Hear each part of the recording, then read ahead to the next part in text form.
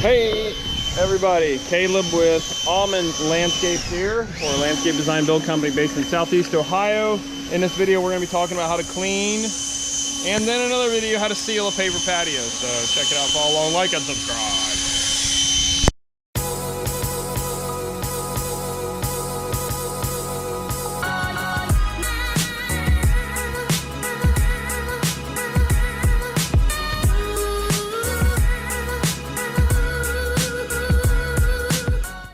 One of the first things we want to do is get obviously our patio area clear, all our stuff off of here, debris stuff. I'd rather have that fire pit cleaned out and all that kind of simplified, but that's just not the case today. You want to go around with a leaf blower, blow things off, get as much debris, bulk debris off as possible. Here it is, about to storm, thunder and lightning and bears oh my. The great thing about the cleaning part of this work is that you don't have to worry about the weather. You can just get in and you can power wash in the rain. It doesn't really matter. Your cleaner, you want it to, of course, get in here and do its thing. We like to pretty liberally coat with this Sure Clean. So in this, we're using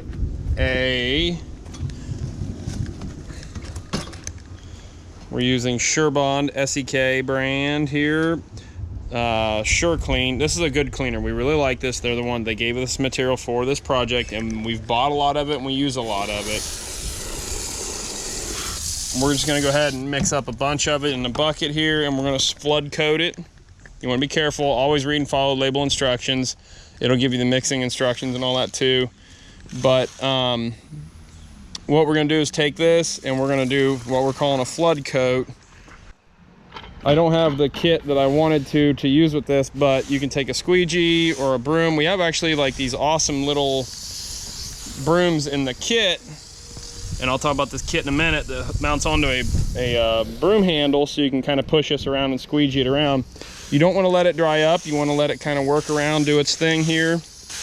Like I said, this is not the ideal scrub tool for this, but you can see it pulling the tannins already out of these paver joints from these big oak trees here.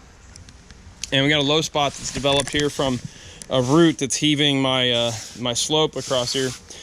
So push broom, squeegee, whatever, just keep this stuff moving around, then let it work. Again, read and follow the label instructions.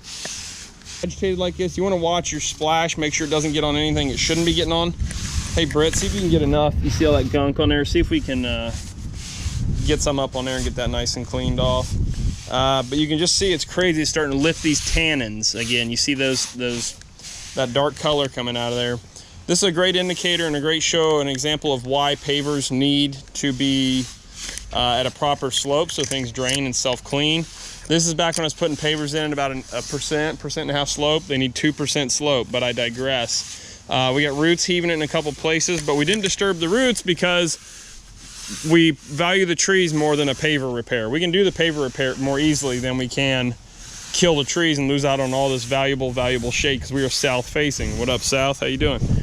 You can take a scrub brush, especially over here. We got some sand piled up from the other stuff just sitting here. So we're going to take this scrub brush, really work it.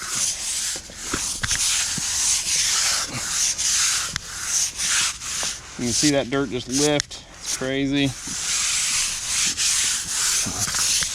But you get that agitated, do a real nice job like that. One of the big things about this is just letting it work. When Jerry Spires said, I just need things that work. I don't have time. I'll pay the extra money. I just need things that work.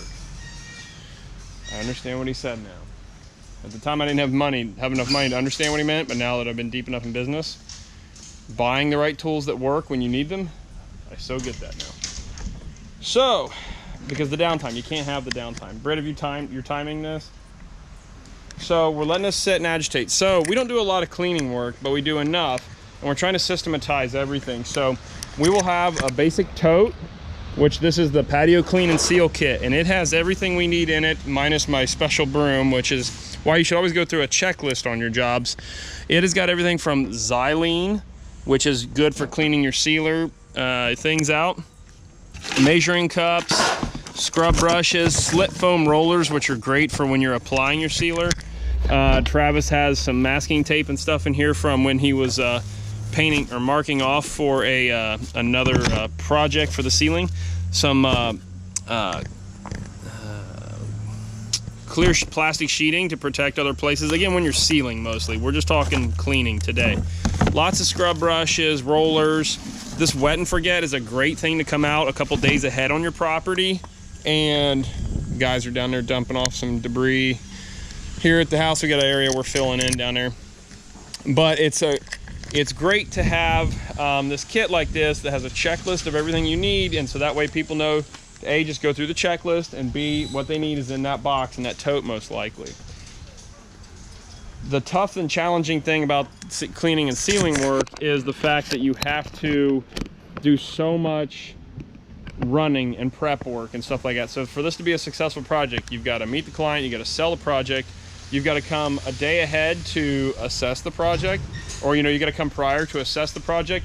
You then should come prior to spray any weeds if it's really bad, apply a like that wet and forget to kill the algae and molds and all that junk. That stuff works phenomenally well. And then you've got to schedule the cleaning, which, like I said, weather doesn't interrupt that too much. But then you got to wait another day and have another service call to come out and then do the sealing work.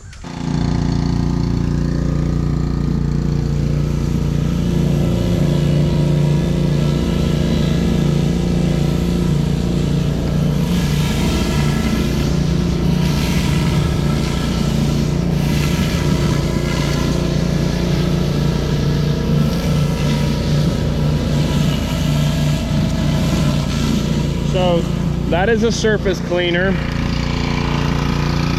That is a surface cleaner, and that is the handiest device for what we're doing here.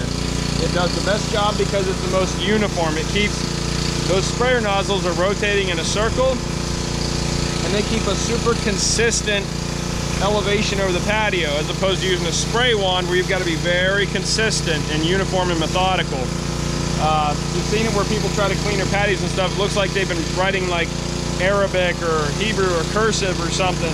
This thing eliminates that situation, so it's definitely the way to go. So we're trying to keep this area wet so that some of the stuff that's pooling up here, because that low spot that's developed from those roots heaving, we're keeping this wet so that once we get this where we want it, we're going to put the wand on here. And even with the blower, we're going to take and just drive all this material off of here and make sure it's in really good shape and really good and clean.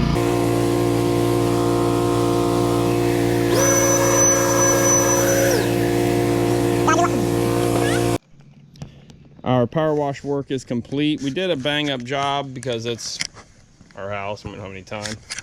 Our guys do better work when it's for hire, believe it or not. But we did this area here, as you saw. It looks crazy amounts better. Stuff like that needs some wet and forget. That product is amazing. I'll show you that here in a minute.